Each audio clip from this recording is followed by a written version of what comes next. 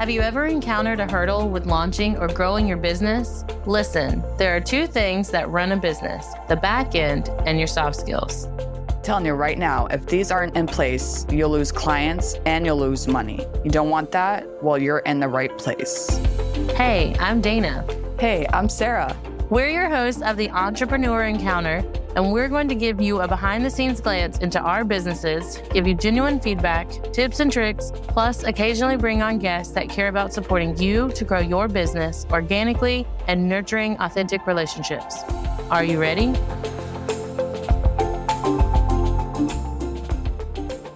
Welcome back, listeners, to another episode of Entrepreneur Encounter. Today we have a guest. Her name is Katy Harvey. She is a non-diet dietitian and eating coach who helps women to ditch dieting and make peace with food so they can live life more fully.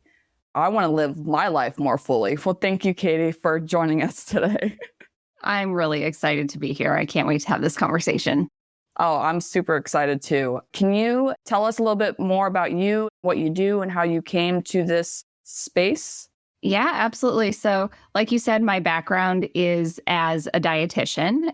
I have come to embrace what we call the non-diet approach, which basically is saying dieting by and large doesn't work for the vast majority of people. The act of dieting, especially when we do it repeatedly, not only damages our body and our metabolism, but it messes with our head and our self-esteem and our relationship with food. So what I teach people is how to get off that roller coaster and how to learn to listen to their bodies, to connect with their bodies, to trust their bodies, and to trust themselves with food. I teach that through a framework called intuitive eating. It was one of those things I didn't set out to do this in my career. I kind of stumbled into it through the work that I was initially doing. Actually, I was doing research with breast cancer survivors. And to make a long story short, the types of research we were doing was basically putting them on diets because the treatment they went through would cause them to gain weight. The thought process was that that might be increasing their risk of recurrence. And so if we put them on a diet and help them lose weight, then we prevent their cancer from coming back. What I saw play out was that they would lose weight during the time they were on the diet, and then they would proceed to regain it. I saw that enough times and I was just like, this is bananas. We can't keep doing this. And that was where I kind of stumbled into mindful eating, intuitive eating, our relationship with food, the psychology behind why we eat the way we do. And the rest is sort of history from there. And now that's what I do and what I help people with. I love that connection, how you stumbled upon it, which usually means you were meant to do it. Yeah, that's fully what I believe. It was like once I kind of found that niche, I had that deep sense of knowing that like this is what I'm meant to do. This aligns so energetically with me as a human. So yeah, it feels very meant to be at this point. Energetically, that's powerful right there. You know, if it matches you and that's what's something that you want to do, then definitely go for it. Kudos to you. Oh, thank you. I think for many entrepreneurs, and this is why we're excited to have you on as a guest, is we mainly talk about the soft skills or time management and leadership. But I think sometimes adaptability or your leadership style is tied to your image and like how you look and feel. And that intuitive eating does fit under that realm because when you eat good, your body feels good. So then you're more confident. Honestly, even just doing a reel on Facebook all the way through the bigger getting on a TED Talk stage. Like if you don't feel comfortable in your skin because you ate something that didn't agree. And so you're like, oh gosh, I'm going to look bloated or swollen or it made me break out in hives or whatever the case may be. I mean, really excited to like kind of dive more into the intuitive eating because I honestly never thought of it that way until like we had our pre-recording call. So let's start, I guess, on the negative side. Like, what have you seen the detrimental effects of the diet culture on personal and professional development? It is so much. And I see this a lot, not just with my clients, but like in the spaces I hang out with other entrepreneurs, is when we're stuck in what we call the diet mentality, this idea that we always need to be on a diet and controlling our food and trying to lose weight. It also keeps us stuck in this headspace of not feeling good about ourselves and our body image. This holds people back from, you said, recording the reel or doing a Facebook Live or putting themselves out there to be a speaker on a stage or whatever it might be, because they're like, oh, I need to lose weight first, or people are going to judge me or not take me seriously because of my body, or I don't like the way my face looks. So they'll hold themselves back in their business and in their life, or they will maybe not go for the client that they want, or they won't pitch something because of their lack of self-confidence that ties deeply into their body image and self-esteem. And if we can work on that through their relationship with food and stepping away from diet mentality and diet culture, people start to develop this sense of like confidence and empowerment within themselves and this belief that they do deserve to go for those big goals they have and to network with people. I mean, it just can touch every area of our lives. It's amazing to see what happens when people are able to experience that shift and that healing within themselves. The confidence. Confidence is definitely hard. Like being confident within yourself, it can be challenging, especially you have to look a certain way according to society, especially women. Like you were saying, they're not going to want to do the things that they're supposed to be set out to do. Like if you are running a business and you are set out to do that and you don't feel confident in yourself, then you're going to go downward and not be where you want to be. Confidence, for me at least, I'm to the point where I feel confident enough to not care what other people think. And I think at some point in my life I did, and that was holding me back. So confidence is a great skill to have, and you can practice that over time as well. So with that, I grew up in a very strict religious background. So where everything was dictated to what we could or could not eat, how we dressed, what roles we played essentially in society. So, but sticking it with like dieting and everything, do you have recommendations or strategies for our listeners to, one, recognize those harmful habits and how to overcome that limitation in the regards of dieting or non-dieting rather? If the majority of your food decisions is being driven by some type of rule or expectation about what you're allowed to eat, when you should eat it, how much of it you can have, whether that be a portion size or calories or macros, it's all of this external criteria that would basically be what I would call diet mentality, because it's disconnected from your body's internal biological signals. So our bodies have these really robust, beautiful, and fine-tuned ways of knowing and telling us how much food we need to eat and when we need to eat it. That's why we have hunger signals and fullness signals and satiety cues and all of this. And if we can come back internal instead of relying on all these external rules and judgments and expectations, we can let our bodies guide us. What's tricky is if we've been disconnected from our bodies for who knows how long, to say, okay, well, just listen to your body and eat. Some people are like, I don't know how to do that, or that's just going to be a free for all because I'm going to like eat donuts all day long. That's where the intuitive eating framework can be really beautiful, because intuitive eating, a lot of people hear it and they're like, oh, okay, so you just like eat whatever, whenever. And that's actually impulsive eating. So if you're eating whatever you want, whenever you want, that's impulse, not listening to your body. With intuitive eating, we actually slow down and check in with our bodies to say, am I hungry? What am I hungry for? How hungry am I? Versus just kind of eating on a whim. Then we also start to recognize those times that we're wanting to eat when we're not actually hungry. And we can get curious, like, what's that about? Am I stressed out? Am I anxious? Am I overwhelmed? Am I depleted? Am I angry? You know, what might that be? And we can get in touch with our emotions. So, what I often will guide people to do as they're reconnecting with those body signals, this is a little counterintuitive, but I'll teach my clients to start out on kind of an eating schedule and use those times to check in with yourself to see how hungry you are and to offer yourself food, basically. And if you're not hungry, you don't have to eat, but at least then you've got these planned and intentional times throughout the day that you're going to say, okay, do I need a snack right now? Or, hey, it's noon, it's lunchtime. Am I ready to eat? And we come back then to your body to let it guide that process. And of course, I think people hear this and they're like, well, so we're just going to throw nutrition out the window. Absolutely not. We're also going to think about giving our bodies what they need to feel good and function well, which would mean like we need protein and vegetables and fats and carbohydrate, like all the food groups, basically. So it's beautiful in the sense that it allows you to honor your cravings and what sounds good, and also the wisdom of you need to feed yourself like a balanced meal too. I'm extremely curious about that part. So I love fruits, vegetables, and all the things. I have no problem with the balance.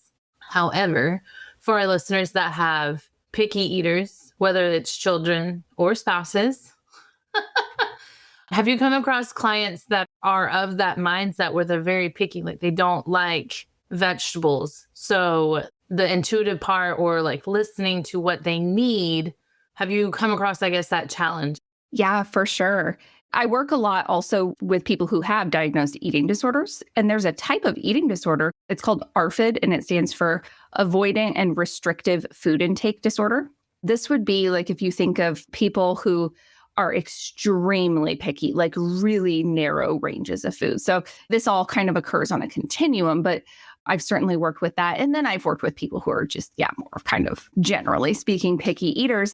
Where I always start with that is curiosity about, okay, what foods do you like? What foods don't you like? And why don't you like the foods? Is it taste? Is it texture? A lot of times it's like a sensory thing. Sometimes it's something that stems from being forced to eat a certain food. So I have this vivid memory when I was a kid at the babysitter's house, I wouldn't eat my peas. And she made me sit there for, to me, it felt like all afternoon. It probably wasn't, but I sat there for a long time, refusing to eat my peas. Do I like peas as an adult? Absolutely not. So sometimes it stems from being forced to eat something you didn't want to eat, especially with vegetables, because so often we're told you have to eat your vegetables or you can't have dessert until you eat your vegetables. And as well intended as that is, sometimes it makes people not like those foods. So that's where I would just start with exploring with the person, why don't you like it? And then tap into their desires and motivation. Do they want to learn to like those foods? Does that feel important to them? Is there a significant negative impact of them not eating those foods? Can they get those nutrients in other ways? How much is it interfering with their life?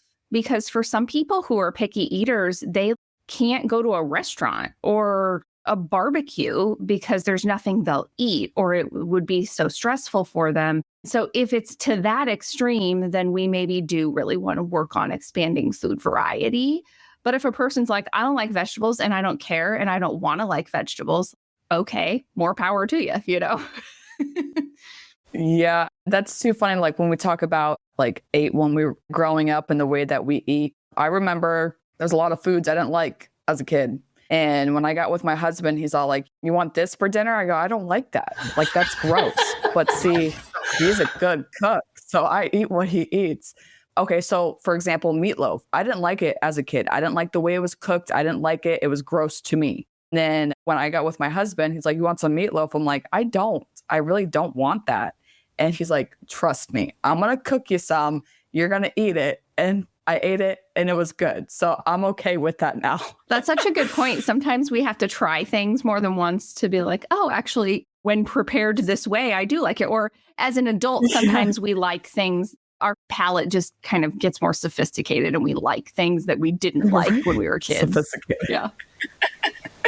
I'm thinking of a way to immediately implement this into my own life. So like a practical exercise. every week we have what's called Kids Kitchen. It started with getting the big kids to learn how to make something. It ended with them basically just making ramen every week. So we're trying to revamp it. So this is getting me super excited to try it. Maybe taking a vegetable that they normally don't like, but having them cook it 3 or 4 different ways. For the sake of the conversation, I'm going to use broccoli. I like broccoli. My children think it's just the devil's vegetable. But if we maybe try to like steam it, roast it, I'll have to look on Pinterest to find other ideas to do with broccoli. Yeah, or maybe do it like raw. You could have it with like a dip sauce. And I love the idea of like get them involved and have almost set it up like a science experiment where like, okay, we're going to like do it different ways and make it like an activity. Sometimes that gets kids more interested and willing to try things. I'm going to do it, you guys. Stay tuned for the follow-up. That's awesome. The broccoli report. Yeah. Right. So, well, taking children out of it and circling back to entrepreneurs. So we've talked about trying and figuring out what is the issue they have or we have as adults. But are there other exercises or tips that can help improve our daily lives as entrepreneurs? I come back to the body image thing because so often that's what's driving people's food issues is because I don't like my body. There's something wrong with it. I need to fix it. And so then they start doing all the diety stuff with food. If we lean into that side of things to explore, like, what are the beliefs you have about your body? What are the thoughts going through your head on a given day? You know, if the first thing you do every morning is get on the scale and weigh yourself and the number that you see determines your mood for the day, maybe we want to reconsider that. Maybe that's not the best way to start off your day. Could you have a different way of starting off your morning that might set you up to feel a bit more, not even just confident, but just less focused on your body, to focus on like getting the job done and growing your business and doing what you need to do without negative body image and self-esteem, like bad mood or holding you back. Hey there, listeners. Ever feel like you're struggling to connect with customers or lead your team effectively? That's where soft skills come in. Entrepreneur Encounter isn't just another podcast. We're a community dedicated to helping early stage entrepreneurs like you master the soft skills that make or break a business. Technical skills are important, but without communication, collaboration, and confidence, your business might never get off the ground to the next level. In our membership, Dana and I share actionable insights and tips to help you nurture the soft skills you need to thrive. Give you access to bonus content, workshops, and a network of like-minded entrepreneurs who are all on the same journey. We'll teach you how to boost your confidence, Become a leader who inspires and motivates your team, navigate conflict like a pro, to resolve disagreements without drama and build stronger relationships, communicate clearly and concisely, get your message across, build trust, and close the deal. If you're ready to take your business to the next level, join the circle by clicking the link in the show notes. When we talk about like the bad mood, I know when we don't get enough sleep, we get into a bad mood. Mm-hmm. Like we talked being attuned with your body and realizing, okay, maybe I should have tomatoes instead of cookies. No, seriously. So what I've noticed, for me at least, I love tomatoes, like those little tiny tomatoes. I eat those for a snack. And when I'm starting to feel like I'm crashing, either from like drinking too much caffeine, I go and eat a bunch of tomatoes and I feel so much better because I'm like listening to my body like, hey, this is what my body needs. No more junk food, no more caffeine. Like you need to eat tomatoes. Like I crave them now. Like I like to have them as a snack. And I believe that if you are more in tune with your body, you're going to feel better about yourself, and then you're going to feel confident, and then you're going to feel empowered, and then you're like, I'm going to work today. Like it's like this whole... Totally. Yeah, it's all yeah. Also with food, I think you're bringing up a good point that listening to our body doesn't just mean eating what tastes good. It means what makes us feel good. So if you're recognizing that eating a whole bunch of fruit snacks or candy or something, sure, that tastes good, but do you feel good after that? Is that going to power you to get through the afternoon? Maybe not. And it doesn't mean that that food's inherently like bad or unhealthy or toxic or anything like that, because that's its own problem in terms of labeling food that way. If I munch on these cherry tomatoes, I feel good. I feel energized. I'm like ready to go. That's listening to your body in terms of how the food makes you feel. Exactly. I used to work in a nonprofit as a workforce advocate, and I taught people on how to get jobs, like all the basic career services and like soft skills workshops and all the things. And they would come in and they would get certifications in forklifting. So obviously when you're working in construction, you're working outside. And part of the class, we talked about when you are bringing your lunch to work, or if you're going out for lunch, don't get something heavy. Like, don't go to McDonald's and have a cheeseburger, because honestly, it's going to wear you down. The processed foods, I'm not an expert on foods, but like, I know being out in the heat, you want to make sure that you are feeding your body good stuff like water and light snacks. And we were telling the guys like, yeah, just get some like tuna fish sandwich or like healthy stuff and not the heavy meals, because then you're not going to want to come back to work after that. I can just imagine, because my husband's a mechanic, and so he does that. And I can only imagine how when I overeat Chick-fil-A, I'll just even use that. And I don't work in the heat. And I'm like, ugh, I feel food coma is what I jokingly call it. Yeah. Like, I don't want to do anything. That's what I was thinking. Yeah, food coma. As a kid, I remember eating, I don't know what it was. I had something with the dairy, and then I went out in like the hot summer heat. And as a kid, you really don't think about it. And within an hour or two, like, I felt sick, like that much. I don't know. It just didn't agree with all the heat going on. So I can only imagine being a blue collar employee and eating this big, heavy, large French fries and greasy burger or chicken sandwich, and then going and standing in the heat. I could think of so many other things I'd rather do. Yeah.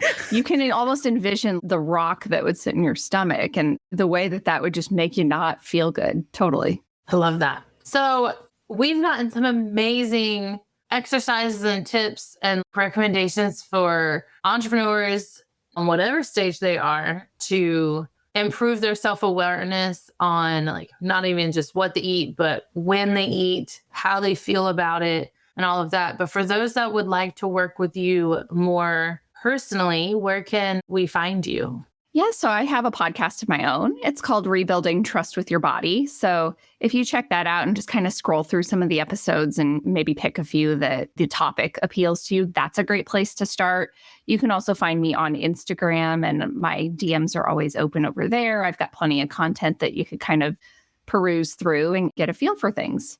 Katy has an awesome Instagram. I followed her. Oh, thank you. We'll make sure all that's in the show notes. She gives some great tips on there. Yeah. Well, thank you so much, Katy. This was definitely eye-opening. I'm going to go eat some more tomatoes after we get off of this recording. As always, our information will be in the show notes. Until next time. Bye. Bye.